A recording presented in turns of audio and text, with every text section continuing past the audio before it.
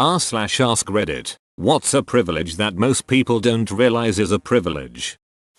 Having a family that loves you. I grew up in a pretty loving family. It was somewhat dysfunctional, to be sure, but my mother loves me as does my sister. So did my grandparents. We were always a close family and we helped each other when possible. We were always supportive too.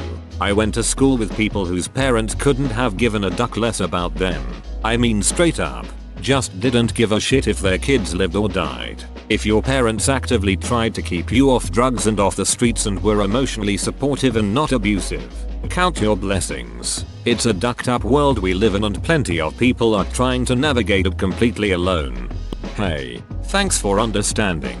As someone who came from a ducked up family and has plenty of issues resulting from it, I couldn't believe that A, there are people who actually love their families and vice versa, and B, the majority of these people are utterly incapable of understanding that shitty parents and families exist. I tried telling people that I don't talk to my parents because they were abusive and they would say, but surely they love you. Why don't you talk to them? Sleeping through the night. Didn't think of this one at first, but knowing how difficult life is when you don't get enough sleep, I couldn't agree more. I actually knew a guy that got fatal insomnia in high school. I couldn't imagine having it. It's really hard on the body and the mind to be wired like that. Hope that dude is in a better state now. I'm fortunate that I'm not stressed out at night these days. But when there were academic or intellectual, sometimes emotional stresses, I'd have the most lucid dreams, nightmares, and it felt too real to want to go back there to sleep. I'm vibing for now.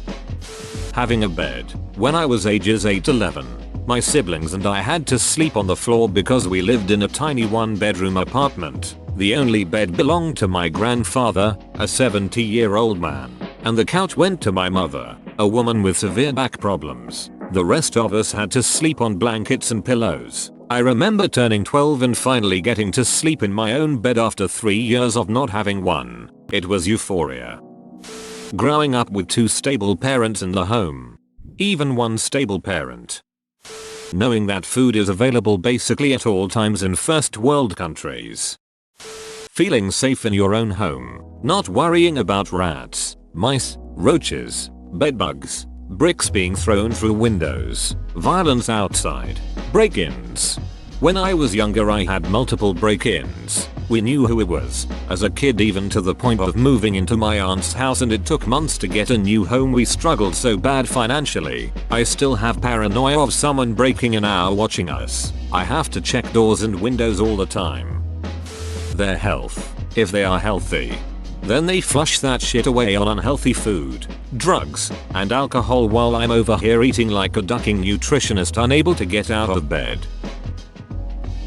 Driving.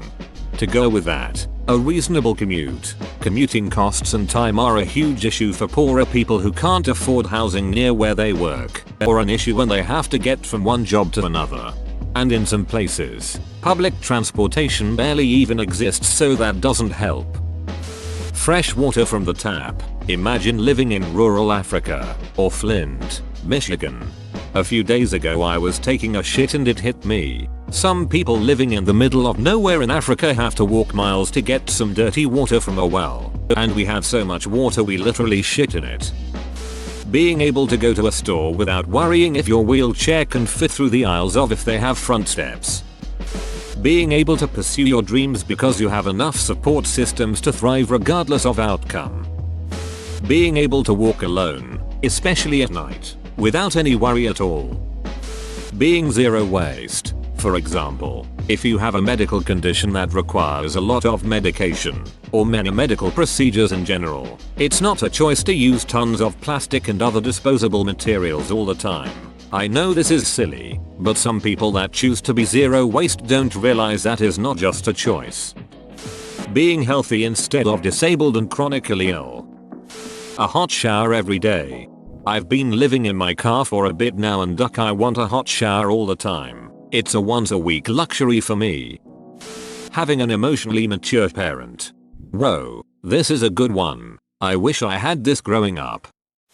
Being a native English speaker. I've traveled a bit, which is a privilege in its own right. No matter how hard I've had to work to be able to and everywhere I've gone, I've met people who either speak English or can direct me to someone who does. You can get by in most places with the smallest smattering of words and phrases in the local language. Transit centers like airports and train stations usually have English signs. English is the lingua franca in every hostel I've stayed at. In Russia, Portugal, Peru, Mozambique, Kazakhstan, and Kyrgyzstan. It's funny to listen to so many Americans complain about foreigners not knowing English, and yet we generally also don't take the time to learn whatever language of whatever place we are traveling to. We know how to say please and thank you in Spanish. Look at us, citizens of the world. Having a roof over your head. Those that work jobs that don't make a living wage have no means to provide for it. Thus they are forced into unsafe slums or having housemates. Every day when I pull into my driveway I reflect on this daily. There is something to be said about the peace of mind knowing you have a welcoming home waiting for you once you're done work. Like many things we grow accustomed to having something with no expectations of change. This is something I'm always grateful and respectful of. My partner has to use IV nutrition because her stomach muscles don't work properly, preventing her from digesting food. Until I met her I never considered being able to eat as something I'm lucky to have. Living without constant physical pain. The idea that most people just exist without non-specific pain is baffling to me.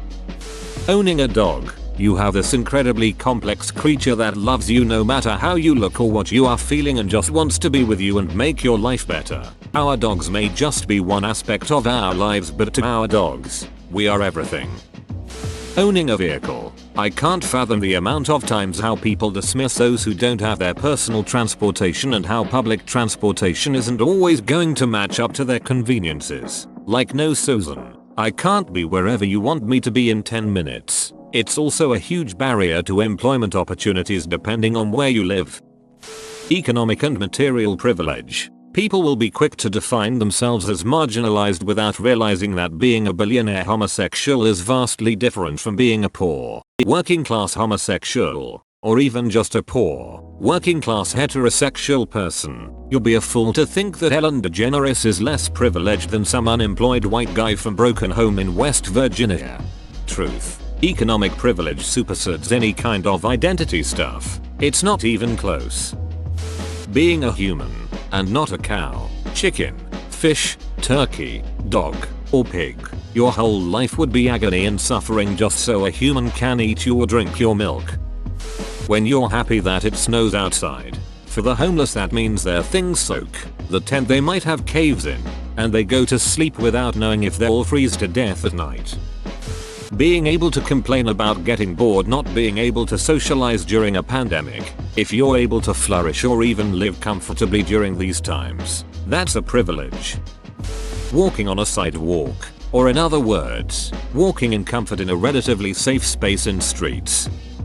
Whoa, you made it to the end? You're a ducking beast. I'll cut you a deal. Smash like and subscribe for more curated content, bruh. It's free and that's a great price.